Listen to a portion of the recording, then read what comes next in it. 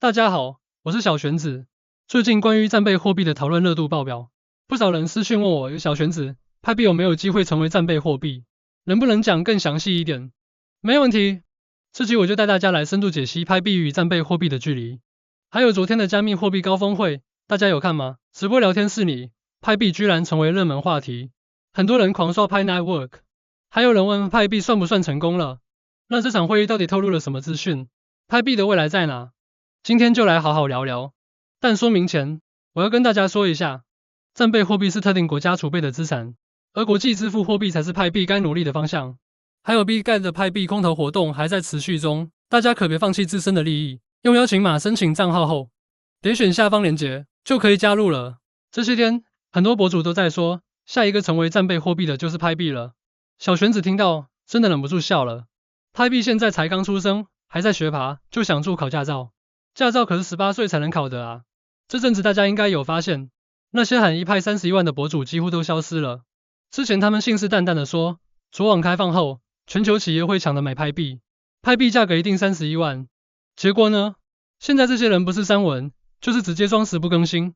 这代表什么？代表市场价格才是真正的共识，而不是靠嘴巴喊的。没有外部市场的支持，派币喊的再高都没用。但更有趣的是，大家回想一下，这些博主当初还说，派币要走不一样的路，不会跟传统加密货币一样。结果现在，川普一提战备货币，他们又开始说派币会进战备货币了。所以小玄子就想问，派到底是要走自己独特的路，还是要赶快挤进美国战略储备？大家要知道，派币的终极目标是国际支付货币，而不是战备货币。与其幻想派币暴涨，不如专注它的实际发展。那我们开始进入今日的讲解，你可能会想知道，派币到底差战备货币标准有多远？那我们先来搞清楚，这玩意儿到底是什么？什么是战备货币？符合以下这4大标准才能入列。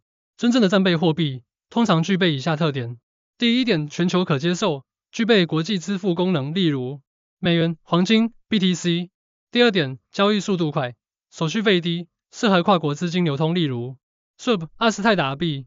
第三点，去中心化，不受单一国家控制，避免制裁风险，例如 BTC、ETH。第四点，市场价格稳定，不会因剧烈波动影响贸易，例如阿斯泰达币、黄金。那目前派币呢？老实说，这4点都还没达标，现在充其量还是个进行式，离完成式还差108000里。所以大家别想太多，孩子，路还长者呢，先让他学会走再说吧。而且小玄子要导正一下大家的观念，小玄子觉得很多派友对派币的期待有点太急了。我们来换个角度想，大家应该都听过养儿防老这句话吧？养小孩的道理很简单，你要孩子将来能照顾你，至少得等他长大，有生产力才能回报你。你总不能，孩子还在喝奶，你就逼他出门打工，赚钱养你吧？派币现在就是个刚出生的婴儿，他现在最重要的是如何活下来，如何健康成长，而不是马上让你发财。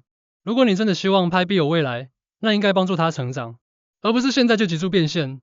派币虽无法成为战备货币，但大家也别灰心，派币的确有很多优势，例如免费挖矿、社群强大、去中心化愿景，但它也有几个硬伤。首先，主网未完全开放，交易受限，虽然已经能在交易所交易，但还不算真正的自由交易。再来是价格波动剧烈，缺乏全球定价机制，这点我95集已经说过，大家还记得吧？最后是国际金融机构支持度低，目前只有5间交易所通过 KEB， 至少要等到超过50间企业加入再来谈吧。所以说，派币当然有潜力，但目前离战备货币标准还差的不是一点半点。不过呢，项目方正在积极发展生态，特别是3月14日，我们就来看看项目方会端出什么牛肉。昨天的加密货币高峰会主要在讨论加密货币的发展方向，当然也提到了全球支付、去中心化、监管框架，但是其他的看似都没有下文了。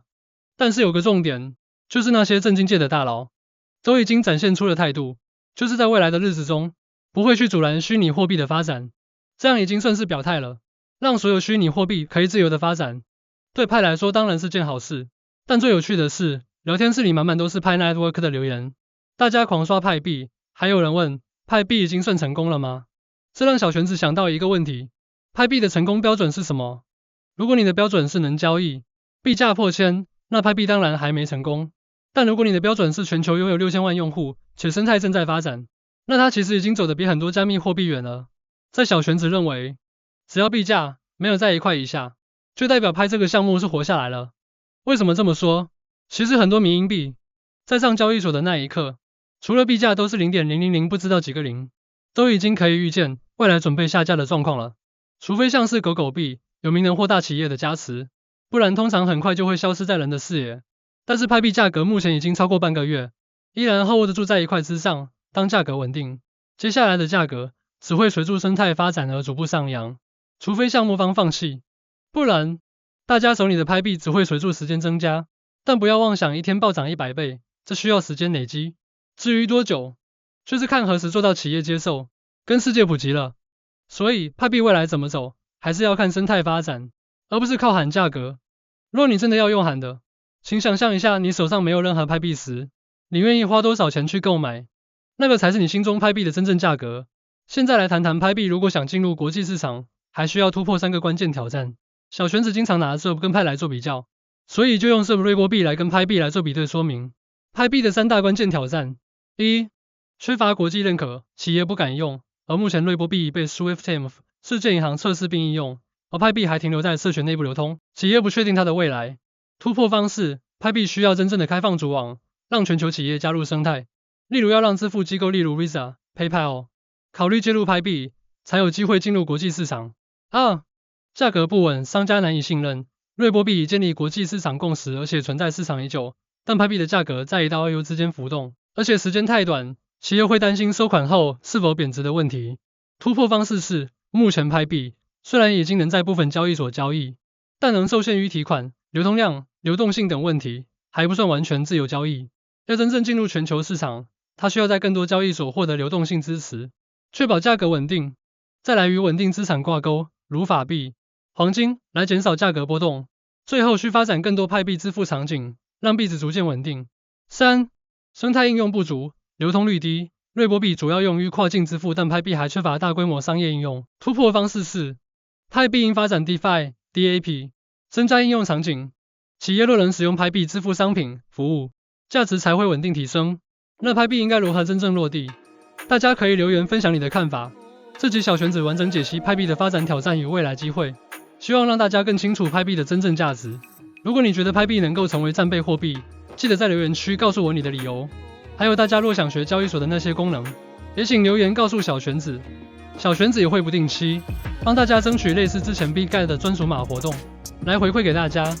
若你喜欢今天的分享，请点赞并分享。